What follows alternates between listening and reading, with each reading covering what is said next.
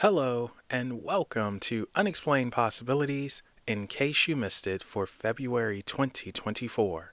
Here, we gather some weird and offbeat stories that mostly happen throughout the current month that you might not have heard about. So let's not waste any time and jump right into it. So here's a treat in both a literal and figurative sense for anime fans.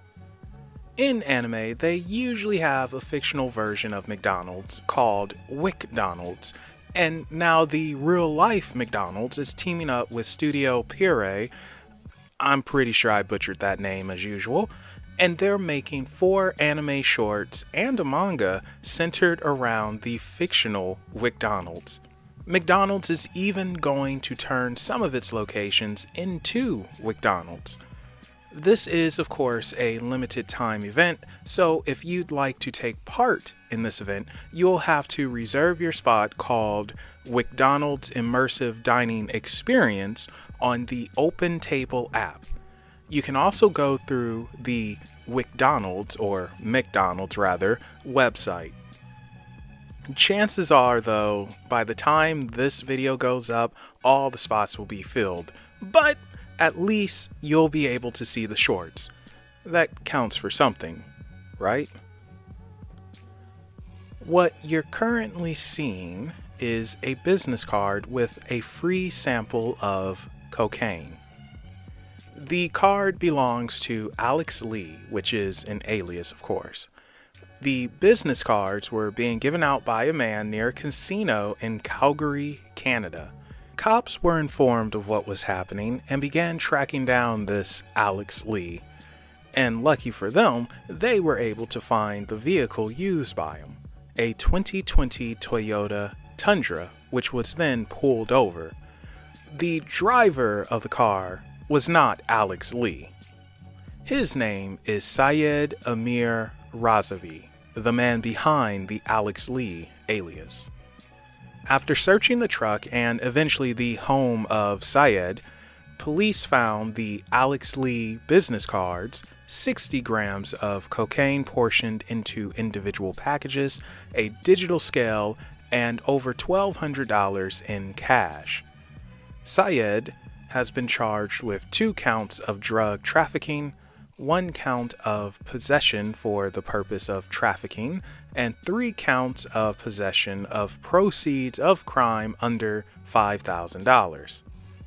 He's currently out on bail, but if convicted, he'll probably have a very interested Bubba wanting to know more about his business ventures. Who doesn't like a good sword fight? When they're choreographed right, they're fast-paced, intense, and emotional. But what happens when they're done in a school classroom? Well, a lawsuit. So this actually happened back in 2022, but the lawsuit is just now gaining traction. At Volcano Vista High School, Volcano Vista, what a name, in Albuquerque, New Mexico, a science teacher would have her students perform swordplay with real swords. One student, the person behind the lawsuit, was called up to perform a sword fight and received an injury to her right hand and wrist. The student was bleeding heavily and was feeling nauseous. EMS was called 30 minutes after receiving the injury, and the student was rushed to the hospital, where it was revealed that her injury was a deep gash. Till this day, the student suffers from ongoing pain as her injury can't be fully repaired. As for the teacher, she was not authorized by the school nor had the approval of parents for the sword fighting activities. The name of the teacher hasn't been given, and it's no word on what disciplinary actions had been taken. Hopefully she's no longer a teacher, because she's clearly a moron. Not much to say about this one, apart from it being the most pathetic attempt to create a Willy Wonka experience ever. House of Illuminati put together an event that was supposed to be a Willy Wonka experience, but instead came across more like one of the punishments you'd experience if you broke one of the chocolate factory rules. Kids and parents were disappointed to the point police were called because they thought this was a scam. The event was lackluster to say the least. There was a jumper, and that's about it. Kids were crying, parents were yelling, and the most insulting part is that there wasn't a single piece of chocolate to be had. The kids were given a single jelly bean, though. You heard that right. A single jelly bean. The House of Illuminati apologized to everyone and issued full refunds and closed down the event after a single day.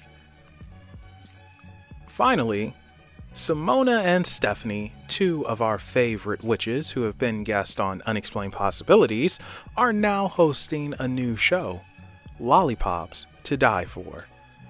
The ladies will be going over some of the more deadlier cases involving things that go bump in the night, and just plain crazy people who go stabby stabby. The first episode aired today, and you can find the link to that episode in the pinned comment. So go check it out, sub, and show them some love. And that concludes In Case You Missed It for February 2024. Thank you all for watching, and if you have your own offbeat stories, feel free to share it with us in the comment section down below, or share it with us on social media. You can find those links in the description below. Thank you all for watching, and we will be seeing you in March.